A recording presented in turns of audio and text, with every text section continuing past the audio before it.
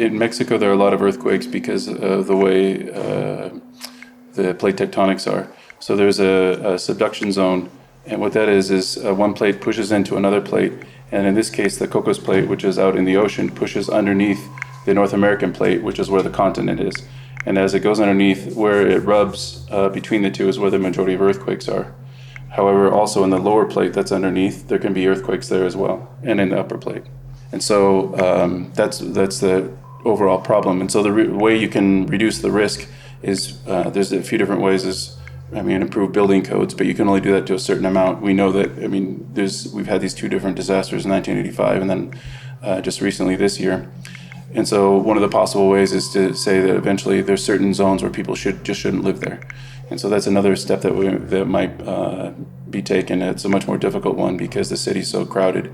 But the main thing is having really good building codes, making sure people adhere to the building codes is another one that's really difficult for a couple different reasons. One is poverty.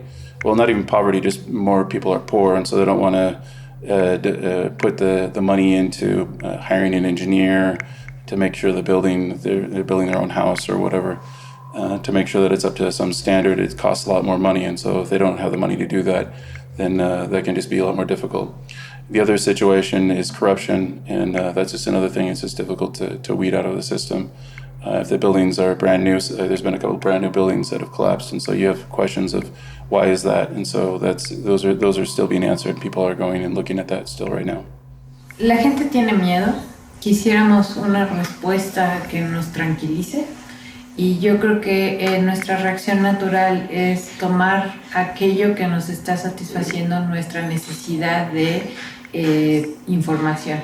Sin embargo, hay falta de educación, falta de conocimiento sobre lo que es el fenómeno, y eso hace que en vez de tomar fuentes que son confiables, que están basadas en la ciencia, en la tecnología, en los hechos, se tomen fuentes que no tienen ningún sustento y son puros rumores y especulaciones.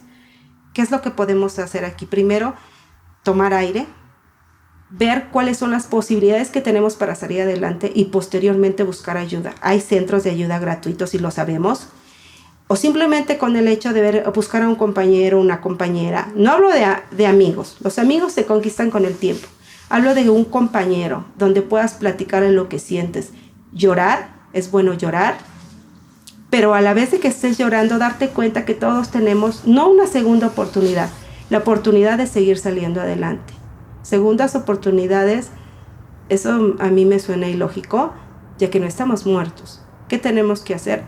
Sentir que somos unas personas capaces de salir adelante sin la necesidad de sentir compasión. Cuando empezamos a sentir compasión por nosotros mismos, quiere decir que tenemos que buscar ayuda más rápido de lo que nosotros creemos.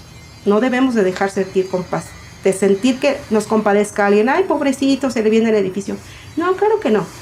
Al contrario, tener esa fortaleza de adentro de decir, voy a demostrar de qué estoy hecho, porque eso es lo que nos hace grandes seres humanos, no ser compadecido.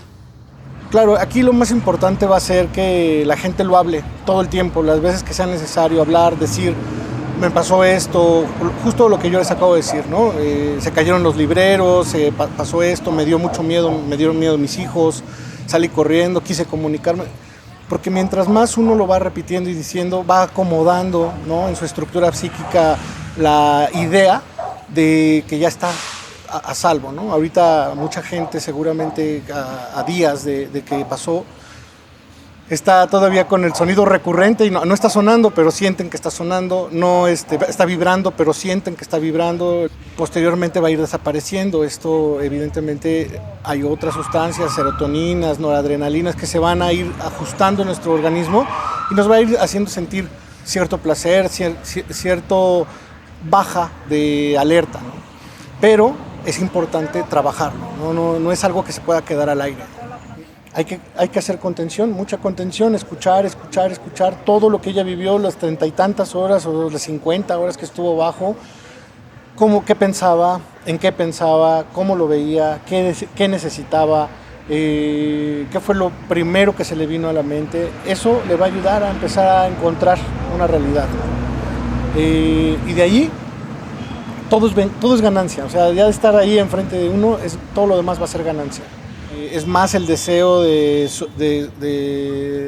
supervivencia, de sacar a alguien todavía con una esperanza de vida o ya específicamente un cuerpo. Es más esas ganas de ayudar, de salir adelante, que realmente el tema de estar cansado, ¿no? Se sobrepone uno. O sea, lo vemos con gente que salió después de 30 y tantas horas. Sí, evidentemente sale cansada, pero resistió 30 y tantas horas bajo los escombros, ¿no? ¿Qué siento? Pues, te digo, soy una persona afortunada, pero del sentir algo como especial o no sé, me siento como afortunado, simplemente afortunado por haber logrado salir de ese edificio sin tantos daños, digamos así, ¿no? Pues mi vida la veo de la misma forma, ¿eh? O sea, para mí no cambió nada. No cambió nada. Obviamente sí estoy valorando más cosas. Valoro el caminar, o sea, es algo impresionante. Eso sí me mueve. O sea, valoro demasiado el caminar. Pero, insisto, lo veo como una fortuna. O sea, al final de cuentas estoy aquí. Entonces no.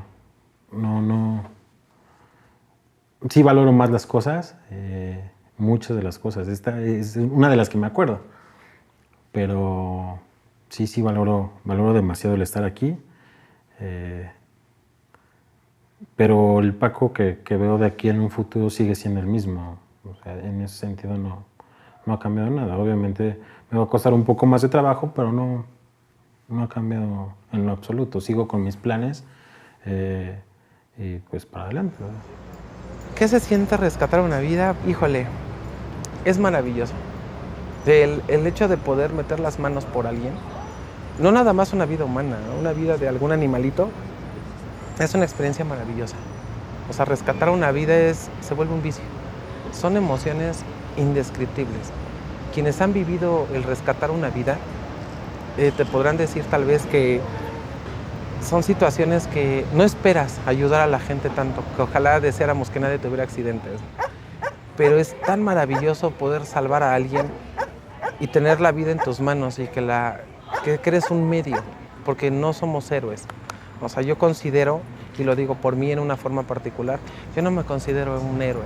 Héroe es la gente que lucha por vivir en cualquier situación de desastre, en cualquier situación de peligro. Ellos son los héroes porque luchan por vivir.